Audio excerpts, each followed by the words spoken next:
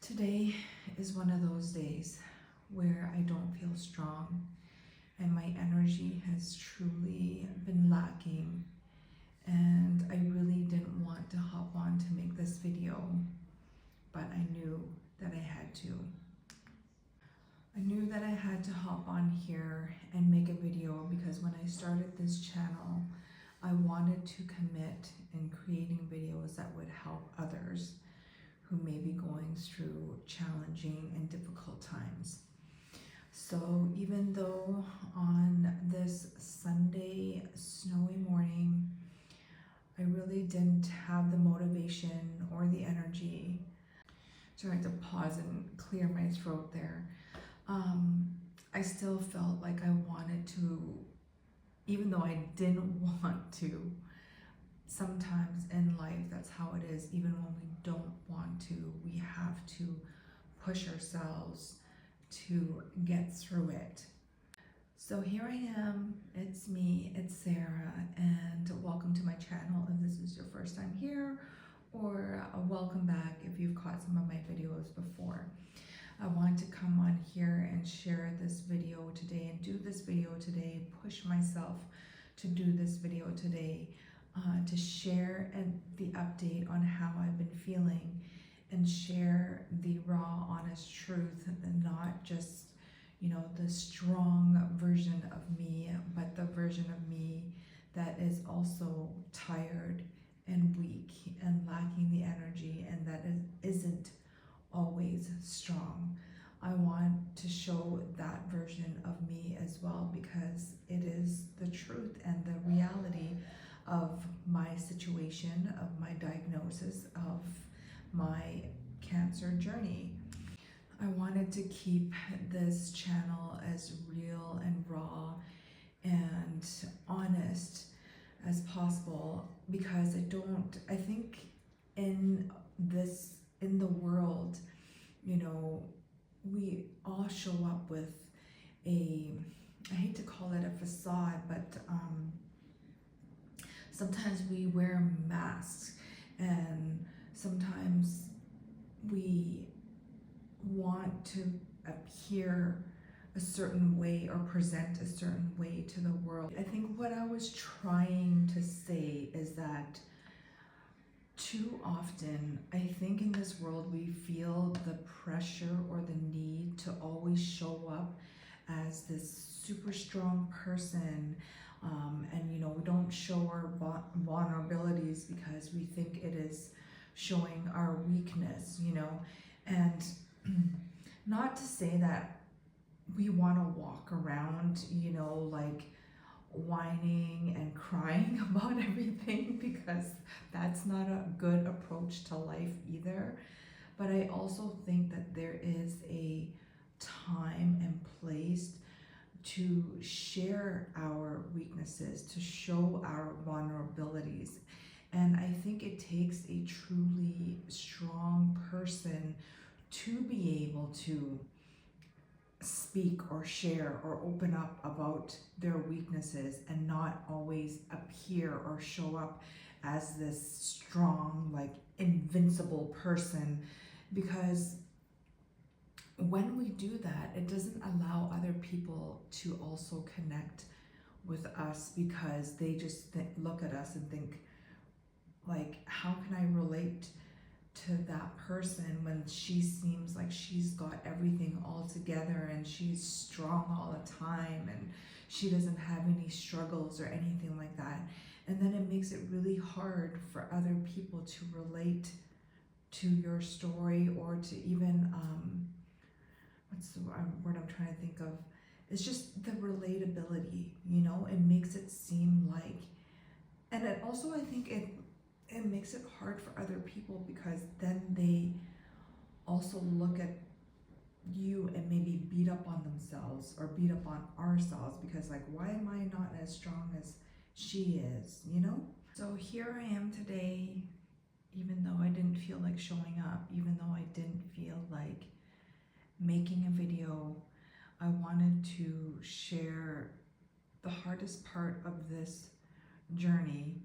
And for those who have the same diagnosis, you can probably relate that our energy can really, or lack of energy, I should say, can make us feel really down, especially if you're someone like myself who prior to the diagnosis, you've been like a go-getter, you're, always trying to, go after this goal and then the next goal. And then when you lack that energy, you don't have the same ability to, go and chase after your goals with the same sort of energy that you once had once upon a time.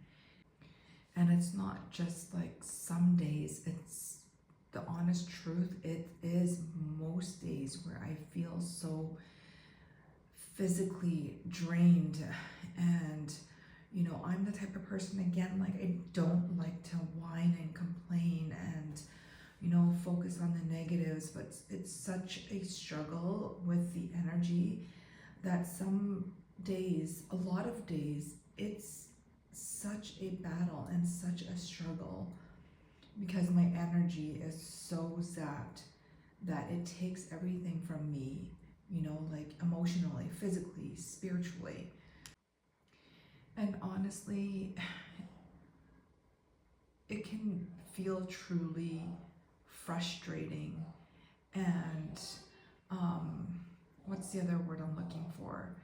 It's like, do you ever have that where it happens to you where the word is like right there in front of your brain, but you can't like get it out of your mouth, and it's just like, what is that word? I'm just trying to think, like that feeling where it's like you feel so deflated and you feel so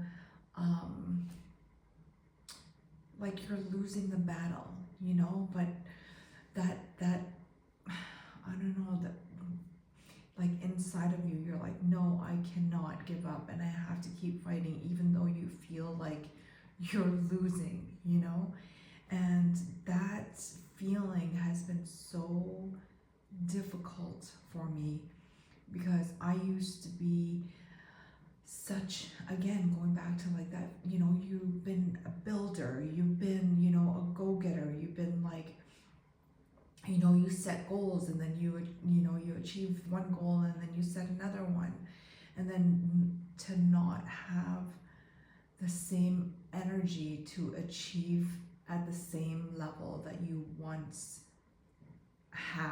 did, I don't know if I'm even speaking English properly right now, but it can feel very defeating, and that's just the honest, raw truth of this journey for me. And I think that's the other thing too, is like, if you are familiar with my story, I've had a lot of loss and heartbreak in the span of, the last 5 to 10 years, and it almost felt like it happened back to back. And I was constantly in this state of go, go, go. And it was always in that fight or flight mode. And I think that's why, obviously I'm not a scientist or a doctor, but I do believe that sometimes, we get certain health diagnosis or health situations as a way of forcing us to slow down. And maybe that's what it is for me, I don't know, but it really has forced me to slow down and obviously not go at the same pace that I once had. So even though my critical mind, will often, not as often as like now, because I've learned to give myself love and grace, but it was very hard initially. Having the voice in my head saying, you're falling behind, you're not doing enough, you should be doing more, and I've had to learn that is not the truth, because I've done a lot, I have achieved a lot as, a single mom, and, essentially, I don't want to say raising my kids on my own, because, their father has been there, doing his part financially. But honestly, because he was always working out of town, I was and am a single mom, been raising my kids essentially on my own, even when I was married, and because he was already always out of town. Like, I gave birth to my first two kids, and he was here for the birth and gone 2-3 days later. And so I guess I share that not just to, like, look at me, how great I am. No, it was really, I was in this constant state of, again, fight or flight all the time. And honestly, like, I talk to my girlfriends and I say, even looking back, like, how I even managed to run my home-based business with breastfeeding babies in between, and shuffling kids to school, and lunches and dinners and all of that, like, and I did it all alone, and it was very intense for so many years, and so I guess now that I'm moving at a much slower pace, I guess I just have to give myself more love and more grace. And the truth is, like, even like I've talked a lot about where I've leaned a lot on my faith, and that's what really has helped me through it. But the honest truth is, I am also human, and some days, or a lot of days, I struggle with my faith as well. Like I shared a little bit earlier, I try to dive into the Bible and I try to do my devotions, but some days it just doesn't hit my spirit, and that's the truth. But I think that's what faith is, right? I don't think faith is supposed to be like this perfect, where we always feel like,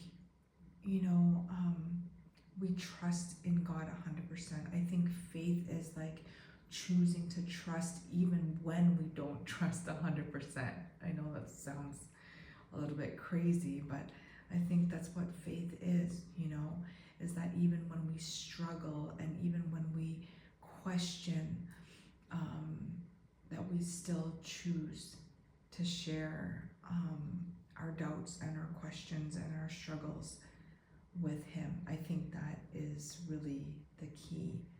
Faith doesn't have to look like it's perfect, and faith doesn't have to look like we have it all together all the time, and that we don't question God, and we don't question, the struggles and the tribulations in our life. And it doesn't mean that we don't lack faith, even when we don't always feel faithful. I know, it's weird, it's such a conundrum. So I know I've rambled on a lot in this video already, but I felt like, yeah, I just want to keep it real and keep it honest, and we're all human beings, and that we don't have to be strong and perfect and have it all together all the time. So if you're watching this and you're struggling or been struggling, and you're like me, like you're feeling how I'm feeling today, where you don't feel like you have it all together or have the energy, or you feel weak and you don't feel strong, just know that it does not mean that you are weak. And maybe for you, it's not having cancer like myself. Maybe it's a heartbreak, or maybe it's a loss, or maybe it's just something that you're going through. Maybe you are just feeling like you're going through your dark night of the soul. Just know that you are not weak, and you are so much stronger than you may feel.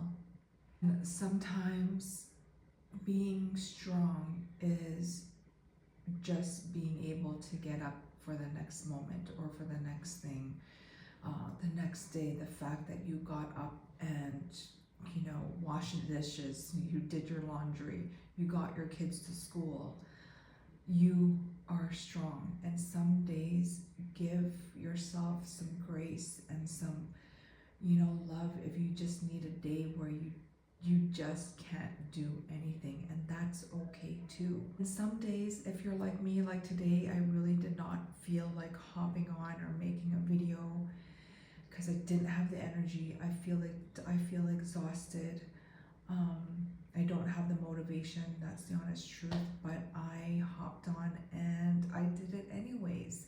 And then when we do things like that, when we decide to do something even though we're not motivated or we don't have the energy or we're tired, give ourselves credit for that, because that means that we are strong and still showing up in whatever way that it looks like that we're showing up.